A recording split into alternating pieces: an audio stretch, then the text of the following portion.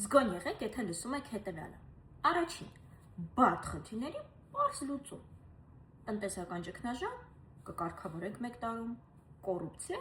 հիմնահատակ կվերացնենք, արտագաղթ 1 ծրագրով կկանգնեցնենք։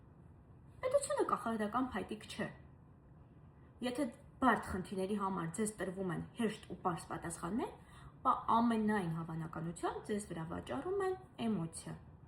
Երկրորդ, մենք եւ նրանք տարանջատումը։ Իրական քաղաքականությունը միավորում է շահերը, մինչդեռ պոպուլիզմը ստեղծում է թշնամիներ։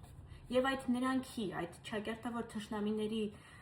հատվածում կարող են հայտնվել սկզբից էլիտաները, մեդիաները, եւ հետո ինչու՞ չէ, նաեւ կարող եք հայտնվել դուք։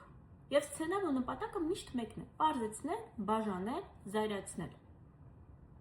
Երրորդ, խոստումներ առանց հստակ մեխանիզմների կամ ծրագրերի։ Որտեղ է հաշվարկը, որտեղ է բյուջեն, որտեղ է իրականացման ճանապարհային քարտեզը։ Պետությունը կառավարվում է գործող ինստիտուտներով եւ ոչ թե կարգախոսներով։